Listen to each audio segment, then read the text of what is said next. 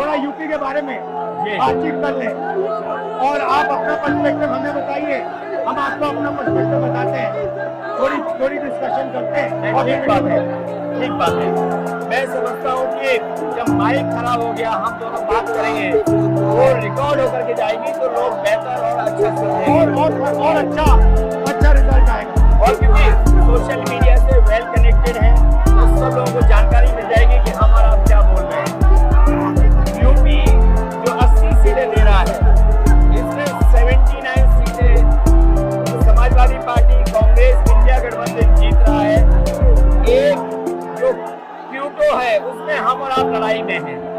और इस बार क्यूटो नाम कैसे जापान वाला ही है ये क्यूटो, क्योंकि जो प्रधान सांसद हैं उन्हें सपना दिखाया था काशी के लोगों को कि दुनिया की सबसे बेहतर सिटी बनेगी क्यूटो। तो क्यूटो बनी नहीं बनी, काशी के लोग ये तय करेंगे और फिर वोट डालेंगे।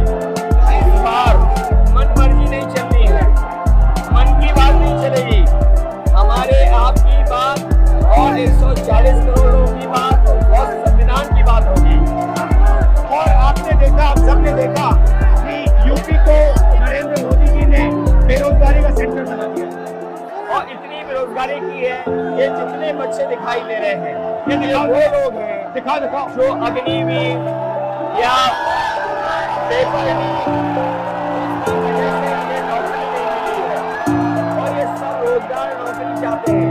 बीजेपी ने जो झूठे सपने दिखाए थे इन्वेस्टमेंट मीट के, जो झूठा सपना दिखाया था डिफेंस एक्सपो का, जो सपने बेचे थे G20 में, लेकिन इन नौजवानों को न नौकरी मिली न रोजगार मिला, आज ये खाली हाथ है। तो इसलिए हमें और आप मिल के जो आपने कहा कि इंडिया गठबंधन कह रहा है कि 30 लाख बच्चों को नौकरी मिल जाएगी, उस दिशा में हम लोग काम करेंगे। और पहली नौकरी पक्की स्कीम जिसके माध्यम से हर ग्रेजुएट को नौकरी का अधिकार, बेहतरीन ट्रेनिंग और बैंक अकाउंट में 1 लाख रुपए साल के। आपने नोट किया कि मोदी जी खटाखट बोलने शुरू कर दिए। ये आपके खटाखट के बाद वो रटारट कर रहे हैं। अच्छा, आप एक बात बताइए, मुझे क्यूरियोसिटी है, थोड़ा आप अपने पापा के बारे में मुझे बताइए जी, मुलायम सिंह यादव जी के बारे में बताइए। आपने उनसे क्या सीखा? नेताजी और उनके साथ के लोग बिल्कुल जमीनी राजनीति करते रहे। हालांकि नेताजी कुश्ती, पहलवान और गाँव आप भी करते हो कुश्ती? नहीं, मैं कुश्ती नहीं कर पाया जीवन में, क्योंकि मैं मिलिट्री स्कूल में चला गया तो कुश्ती नहीं कर पाया। लेकिन नेताजी इसीलिए धरती पुत्र बोले गए कि वो जमीन की बात को समझते थे। धरती में जो लोग हैं उनकी क्या भावना है उसको लेकर के वो आगे बढ़ना चाहते थे। और आपका इस क्षेत्र से और इस शहर से आज का लगाव नहीं है, और जाने कितने सालों पुराना लगाव है। जो इमोशनल कनेक्ट आपका इस शहर और शहर से है वो शायद और किसी राजनीतिक परिवार का नहीं होगा।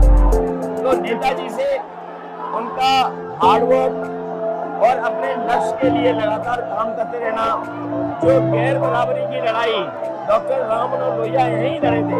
हालांकि हमारी आपकी विचारधारा की यहाँ टकराव रहा, लेकिन हमारे व्यक्तिगत या जो सिद्धांत में कभी समझौता नहीं हुआ।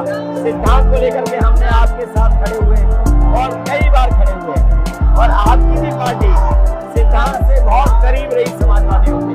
बट मुझे लगता है कि अब एक नई तरीके की पार्टनरशिप बन रही है, क्योंकि जो इस बार हमारा कोऑपरेशन है शायद पहले ऐसा कोऑपरेशन नहीं हुआ, मतलब बिल्कुल सब जुड़ गए। सबसे अच्छा ये है कि जितना उन्होंने कहा 2 लड़कों की जोड़ी, उतना युवा आपसे, हमसे, इंडिया गठबंधन से और जुड़ गया। तो ये नेचुरल अलायंस है, और नेचुरल अलायंस इसलिए लोग महसूस कर रहे हैं कि वो चाहते हैं कि नौकरी और रोजगार मिले, नौकरी और रोजगार मिले।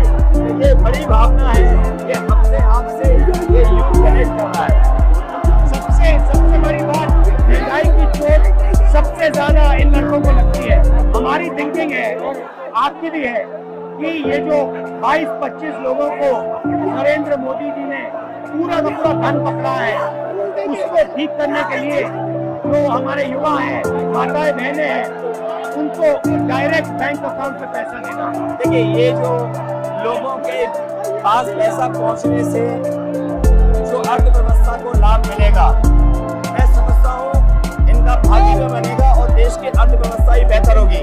ये जरूरी स्कीम है कि इनके अकाउंट में पैसा पहुंचे, जिससे थोड़ा बहुत जीवन स्तर इनका भी अच्छा हो। नरेंद्र मोदी की डिबेट से क्यों डरते हैं? क्योंकि वो सच का सामना नहीं करना है ना, चाहते। पूरा उनका झूठ का गुब्बारा है। वो बीजेपी और बीजेपी के लोग मन मर्जी से चलते हैं, अपनी मर्जी से चलते हैं और उनको लगता है कि डिस्कशन की कोई जरूरत नहीं है, क्योंकि वो सब कुछ जानते हैं। डेमोक्रेसी में जितना डिस्कशन होगा, जितने विचार एक दूसरे को हम सुनेंगे और एक दूसरे पर भरोसा करेंगे, उतना हमारा लोकतंत्र मजबूत होगा। ये बीजेपी के लोगों ने न केवल हमारी जान को खतरा पैदा किया है, बल्कि लोकतंत्र को भी और संविधान को भी खतरा पैदा कर दिया। और इसका नतीजा दिख रहा है कि चाइना हमारी जमीन के अंदर आ रहा है, आ गया। ये बेरोजगारी बढ़ती जा रही है, जो प्रोडक्शन होता है वो नहीं हो रहा है, और पूरा का पूरा एक्सटॉर्शन, ईडी, सीबीआई, ये लोग मतलब एक्सटॉर्ट कर रहे हैं। कई बार सुनने को मिल रहा है और सरकार स्वीकार नहीं कर रही है। लद्दाख की हमारी सीमाएं सुरक्षित हो गई, अरुणाचल के आसपास या सीमा जो चीन से छू रही है वो बहुत असुरक्षित है। तो चीन से जहाँ हमारा सीमाओं का खतरा है, वहीं चीन से हमारे बाजार को भी खतरा है। तो कहीं ना कहीं हम लोगों को अपनी मैन्युफैक्चरिंग इकोनॉमी और मैन्युफैक्चरिंग इकोनॉमी को बढ़ावा देना पड़ेगा। और ये जो स्कीम्स है, पहली नौकरी पक्की और महालक्ष्मी, ये मैन्युफैक्चरिंग सिस्टम को, इकोनॉमिक सिस्टम को जंप स्टार्ट करने के तरीके हैं। ये बहुत अच्छा जंप स्टार्ट होगा। इसको अगर फोकस होकर के IIT, पॉलिटेक्निक, इंजीनियरिंग कॉलेजेस को, इन सबको इकोसिस्टम में ला करके मैं समझता हूँ युवा नौजवानों को अच्छी नौकरी और रोजगार मिल पाएगा।